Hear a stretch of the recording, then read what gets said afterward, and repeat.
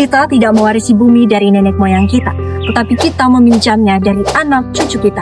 Apa yang kita lakukan hari ini akan menentukan seperti apa rupa bumi yang akan dihuni oleh generasi penerus di masa depan. Sayangnya, realitas saat ini justru menunjukkan bahwa bumi mengalami krisis yang semakin parah. Salah satunya akibat emisi karbon yang kian meningkat. Bahkan, tahun 2024 tercatat sebagai tahun terpanas dalam sejarah manusia.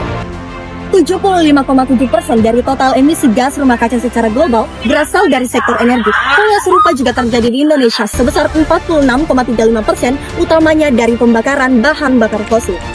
Transisi dari energi fosil ke energi baru terbarukan merupakan kunci untuk menekan laju emisi dan memastikan masa depan yang berkelanjutan. Namun realitasnya, transisi energi di Indonesia masih berjalan tertatih karena belum adanya kepastian hukum dan kebijakan yang mendukung, lemahnya infrastruktur dan pendanaan untuk pengembangan EBT, khususnya di wilayah timur dan pedesaan, dan masih terjadinya ketimpangan akses informasi dan literasi energi di masyarakat, khususnya di wilayah 3P. Transisi tak hanya soal mengganti sumber energi, tapi juga memastikan bahwa perubahan adil bagi semua pihak. Maka apabila saya menjadi bagian dari DPR RI, saya menggagas program TERAN, transisi energi yang ramah dan adil untuk negeri, sebuah upaya menyeluruh dari aspek teknis, sosial, dan politik. TERAN memiliki 3 pilar utama, yakni pilar pertama Kampung Terang, desa mandiri energi berbasis potensi lokal. Pilar kedua Terang Talks, edukasi publik lewat forum media sosial dan kolaborasi dengan pemuda. Pilar ketiga Terang Watch, pengawasan partisipatif agar transisi energi transparan dan adil.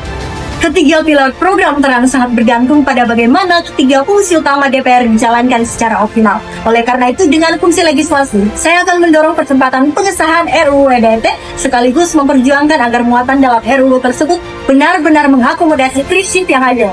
Saya akan mengawal agar insentif untuk masyarakat dan pelaku usaha EBT diperkuat, serta ada klausul perlindungan bagi daerah yang rentan terhadap krisis energi dan iklim.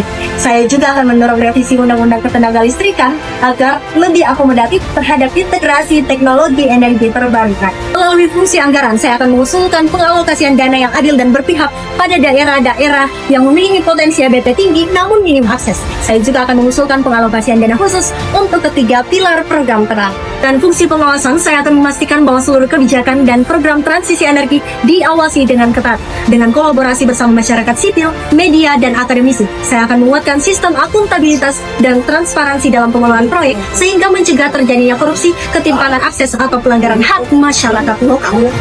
Transisi energi bukan lagi pilihan, melainkan suatu keharusan untuk Indonesia bebas emisi. Kini saatnya tidak menunggu perubahan dari pucuk, tetapi memulainya dari akar. Mari berkolaborasi untuk memastikan bahwa energi masa depan adalah energi yang bersih, adil, dan terang bagi seluruh negeri.